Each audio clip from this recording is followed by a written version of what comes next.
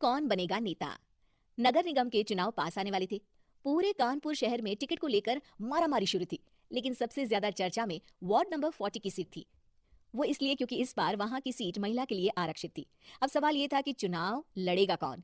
इससे पहले ठाकुर साहब वहां से पार्षद थे और इस बार उन्होंने अपनी पत्नी सीमा ठाकुर को टिकट दिलवाई और ठाकुर साहब की शान के कारण सीमा जी ने 20,000 वोटों से चुनाव जीत लिया। अरे बधाई हो सीमा भाभी, अब तो आप वार्ड की पार्षद बन गई हैं। अब तो हमारे काम आप ही करवाएंगी। अरे ये तो सिर्फ नाम की पार्षद बनी है, वो तो महिला सीट आ गई, वरना पार्षद तो मुझे ही बनना था। अब भले ही चेहरा इसका होगा लेकिन पावर तो मेरी ही होगी। अरे वाह भाई साहब, क्या दिमाग लगाया है आपने भी। आइए आप लोग, खाना लगा दिया है सबके लिए। सीमा जी पार्षद बन चुकी थी, फिर भी उनकी एक ना चलती। सारे काम ठाकुर साहब खुद ही संभाल लेते और जहां जरूरत पड़ती वहां सीमा जी का अंगूठा लगवा लेते। सीमा जी ज्यादा पढ़ी लिखी भी नहीं थी। एक दिन ठाकुर साहब और सीमा एक प्रोग्राम में जाते हैं। अरे ठाकुर साहब, आप आ गए। ओहो, पार्षद मैडम भी आ गई हैं। स्वागत है आप दोनों का। लगता है हमारे पार्षद फंड का सही इस्तेमाल हो रहा है। चलिए अब उद्घाटन करते हैं। ये लीजिए ठाकुर साहब कैची, आप ही सबसे पहले प्रवेश कीजिए। सब लोग आगे निकल जाते हैं और सीमा जी पार्षद होने के बावजूद भी पीछे खड़ी रह जाती हैं। वो देखती हैं कि वेलकम बोर्ड पर उनका नाम है, लेकिन महिला होने के कारण कोई उनका सम्मान नहीं कर रहा। अगले दिन एक आदमी उनके घर आता है। अरे ठाकुर साहब नमस्कार। कल ना हम नोटिस किए कि हमारा घर तो अवैध है और नगर निगम वाले उसे तोड़ने आ रहे हैं। अरे कुछ कीजिए ना ठाकुर साहब। देखो भाई, मैं तो ज्यादा कुछ कर नहीं सकता, पर अगर तुम सबकी जेब गर्म कर दो तो कुछ हो सकता है। कुल मिलाकर 4 लाख लगेंगे। अरे 4 लाख ठाकुर साहब? अरे भाई, मैं अपने लिए नहीं मांग रहा हूँ।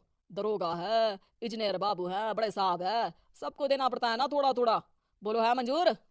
तभी वहां अचानक सीमा जी आ जाती हैं। अरे ये आप क्या कर रहे हैं? पहले इन्हीं लोगों से तो आपने वोट मांगे, अब इनसे ही पैसे ले रहे हो। अरे चुप रहो तुम, तुम्हारा काम है सिर्फ अंगूठा लगाना, तुम वही क्या करो। मुझे दूसरे काम तुम मत सिखाओ, समझी? और तुम ना जाओ, अब पैसे लेकर आओ, वरना जेसीबी किसी भी वक्त आती होगी। सब कुछ ऐसे ही चलते रहता है। एक दिन सीमा जी और ठाकुर साहब को एक लोकल मीटिंग में बुलाया जाता है। वहां पर कई और अधिकारी लोग भी मौजूद रहते हैं। अब मैं चाहूंगा कि ठाकुर साहब हमारे बीच 2 शब्द कहें। मेरे प्यारे भाइयों और बहनों, आज मेरा सौभाग्य है कि मैं आप सबकी सेवा दिन रात कर पा रहा हूँ। आपने मेरी पत्नी को भारी मतों से जिताया है, इसलिए मैं आप सभी का शुक्रगुजार हूँ। मैं आप सबसे वादा करता हूँ कि हमेशा की तरह हमारे वार्ड में किसी को कोई तकलीफ नहीं आने दूंगा। सभी लोग तालियां बजाने लगते हैं। अब मैं माननीय पार्षद मैडम को स्टेज पे बुलाना चाहूंगा। अपने नाम को बुलाया सुनकर सीमा जी एकदम चौंक जाती है। उन्हें बिल्कुल उम्मीद नहीं थी कि इतनी बड़ी जगह उन्हें मंच पर बुलाया जाएगा। जैसे तैसे वो मंच पर चढ़ती हैं। ऊपर जाते ही सीमा जी को सारी पुरानी बातें याद आ जाती हैं कि किस तरह उनके पति उन्हें कभी भी आगे बढ़ने नहीं देते और उनके नाम से गलत काम करते हैं। वो बोलने लगती हैं, मैं आपके वार्ड की पार्षद सीमा हूँ। आप में से बहुत कम लोग ही मुझे जानते होंगे, क्योंकि इससे पहले मुझे कभी ऐसा मौका ही नहीं मिला।